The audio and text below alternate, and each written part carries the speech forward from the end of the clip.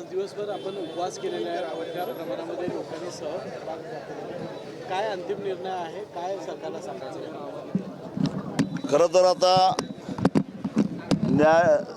न्यायालयाचं काम जवळपास संपलेलं आहे.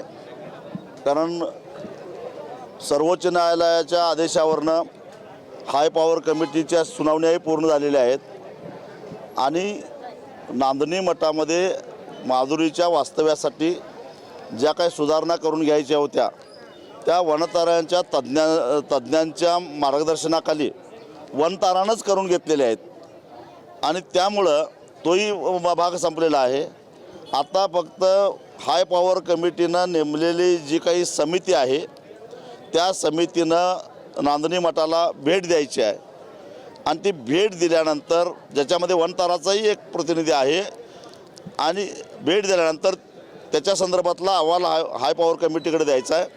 दरम्यानच्या काळामध्ये वनतारानं हाय पॉवर कमिटीला कळवलं आहे की माधुरीची तब्येत ठणठणीत आहे आणि ती आदेश आल्याबरोबर लगेच आम्ही नांदणीला पोच करायला तयार आहोत. त्यामुळं आता वनताराचा अडथळा नाही, व्यवस्था सगळी झालेली आहे. मग ही समिती येत का नाही, दिलेले मुदत संपली तरी येत नाही, तेव्हा ते समितीनं ताबडतोब यावं, त्याचा अहवाल द्यावा आणि 13 सप्टेंबर ज्या दिवशी लाखो भाविक या ठिकाणी प्रथमाचार्य शांतीसागर महाराजांच्या पुण्यतिथी दिवशी निमित्त येणार आहेत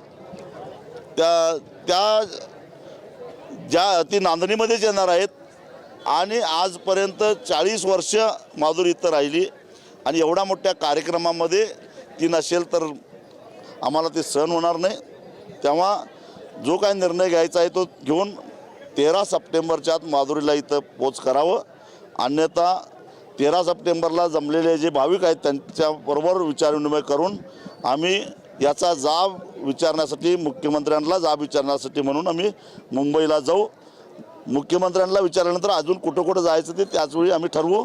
परंतु एकदा मुंबईला गेलो की आम्ही आटपणार नाही आणि फक्त महाराष्ट्रातले नव्हे देशभरातले सगळे माधुरीप्रेमी त्यावेळी आमच्याबरोबर असतील. 14 तारखेला त्याचबरोबर 14 ऑगस्टला आम्ही प्रत्येक गावामध्ये गाव चावडीवर 1 दिवसाचं धरणं आंदोलन करणार आहोत.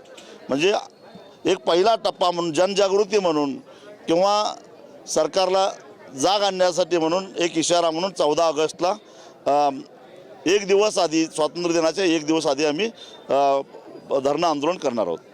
एक राज्याचा प्रश्न असा आहे की विजेसाठी शेतकऱ्यांना त्रास झाला तर चालेल, मात्र उद्योजकांना त्रास देऊ नका, असं मंत्री गुलाबराव पाटलांचं वक्तव्य आहे. हे सरकार शेतकऱ्यांच्याकडे कसं बघतं याचं हे ज्वलंत उदाहरण आहे. म्हणजे यांच्याप्रती शेतकरी म्हणजे किडा मुंगी, ते काय जाऊन दे मरून दे अशा अर्थानं ते बोललेले आहेत. म्हणजे उद्योजक जगला पाहिजे, यांचे लाडके कॉन्ट्रॅक्टर जगले पाहिजेत, ठेकेदार जगले पाहिजेत. शेतकरी मेला तर मरे ना. आतापर्यंत एवढ्या शेतकऱ्यांनी आत्महत्या केल्या, अजून एकाची भर पडली तर काय फरक पडणार आहे. ही जी सरकारची वृत्ती आहे हीच वृत्ती सरकारला घातक ठरणार आहे, एवढाच मी इशारा देतो. कर्जमाफी फसवी असल्याचं शेतकऱ्यांकडून सांगितलं जात आहे, कारण त्यांच्यावर आता दिलेली रक्कम KYC मार्फत सांगण्यात आलेली रक्कम या सगळ्यांमध्ये आता फरक जाणवायला लागलेला आहे. काय सांगतो? नक्कीच मला सुद्धा महाराष्ट्राच्या कानाकोपऱ्यातून अनेक फोन आले. शेतकरी सांगतात नाव यादीत आहे परंतु मी 1 लाखाच्या वर कर्ज काढलेलं होतं, प्रत्यक्षात माझ्या नावावर आकडा 40,000 45,000 असा दिसतो. हा काय प्रकार आहे त्या शेतकऱ्याला कोणी सांगत नाहीत. नेमकं माझं एवढंच, मी थकबाकीदार आहे तर मग थकबाकीची रक्कम जी सगळी माझी आहे ती संपूर्ण काय यादीत नाही, पण याच्याबद्दल कुणीही खुलासा करायला तयार नाही. म्हणजे एक प्रकारे ही सुद्धा फसवणूकच आहे.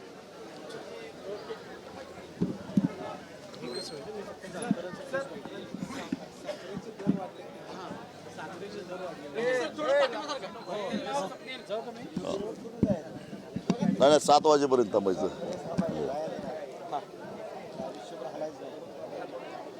साखरेचे दर सातत्यानं वाढत चाललेले आहेत आणि साखर विकून आलेल्या पैशाचा हिस्सा हा शेतकऱ्याला निश्चितच मिळाला पाहिजे.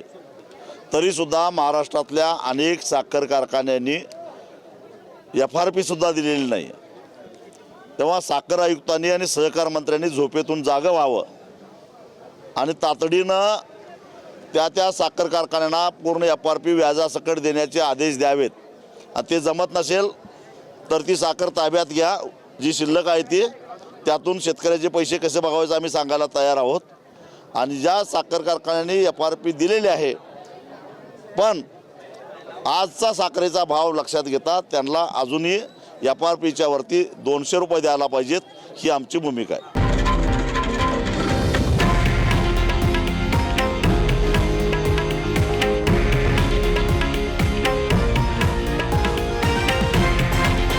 हे आहे देशातील नंबर 1 न्यूज नेटवर्क आणि आपण पाहत आहात TV9 मराठी, एकमेव.